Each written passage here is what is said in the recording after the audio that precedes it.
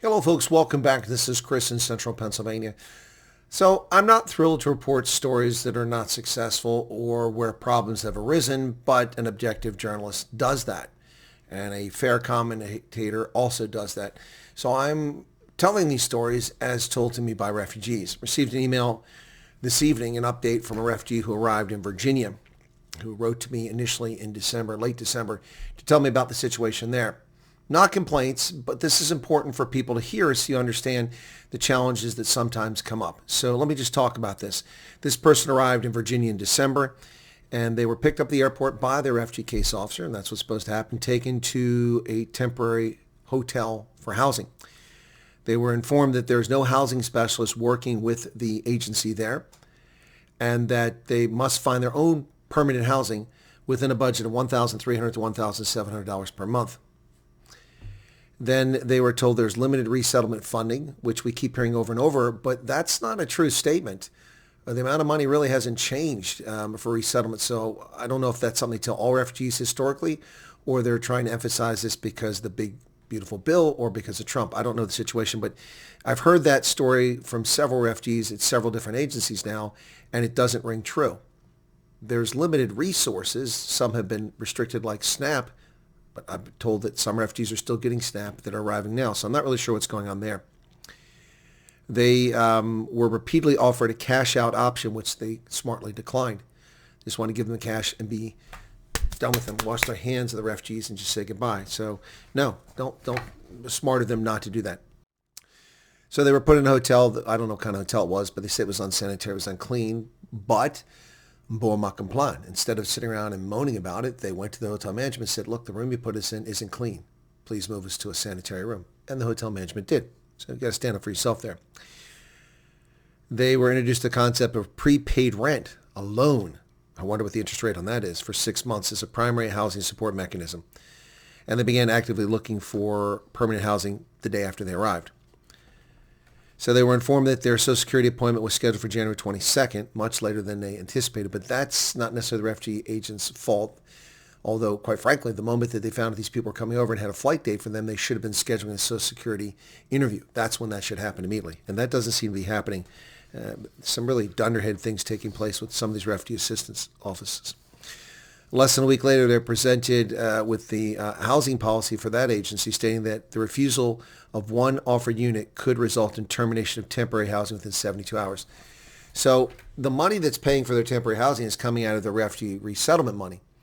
And this agency is telling them, at least at this local level, because it's a nationwide organization, if they don't accept the first house they're given, they'll be kicked out of the hotel. Why? It's being paid for, not out of your pocket, by me, the taxpayer. So why are you kicking them out? Something isn't straight there. That doesn't make sense. And then at the end of the month, there were some setbacks. The application for the loan for the prepaid rent that went forward on the 22nd of December, the application was denied due to insufficient wording in the support letter from the refugee agency. The stated eligibility to apply for the loan, not a confirmation of 6 months rent guarantee. So they didn't get that. Now, their benefits applications were also denied due to errors made by the caseworker, incorrect name entry, and incorrect I-94 numbers. How in the hell does a refugee case officer get their I-94 case numbers wrong? Unless they're lazy and use someone else's and copied and pasted. So, at the end of December, they were still without permanent housing, a Social Security number, or employment authorization document. They are also awaiting clarity on available grants versus reliance solely on repayable loans.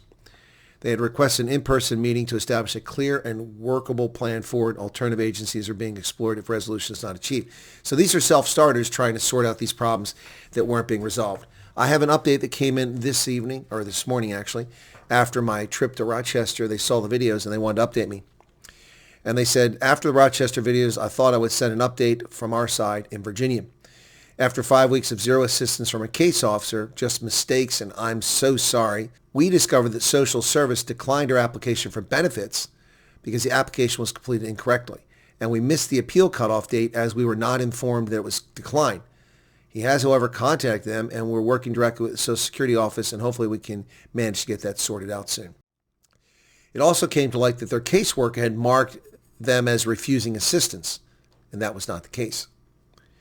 Their caseworker has since been fired, and since she has departed the scene, they seem to be making headway with the Refugee Assistance Organization.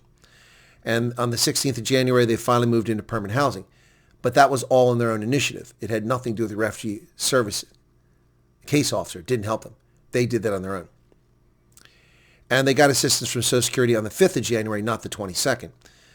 But they only discovered on the 20th of January that the officer at the office in Virginia never submitted their Social Security applications at the Social Security Administration. So they've reapplied, and they have receipts to confirm that they've been turned in. And they also did this on their own accord, as the ex-caseworker sat in her car. Both this refugee and the spouse had numerous interviews and have pending job offers, but they don't have a Social Security number as of yet. And they've been in the country for 5 weeks. But there's the holidays in there, so anyway. They say they're back online. They hope to catch up with all my videos, and I hope they do catch up with all my videos, and I appreciate the update from Virginia. Folks, these are struggles you shouldn't have to put up with. We pay these organizations to do these things. Clearly, the people being hired and being paid outrageously large salaries, I mean, I'll look and see what this organization offers, but I know that Church World Service was paying $60,000 to $100,000 for caseworkers. I looked in different places around the country. Why are people being paid that much money to not do their job?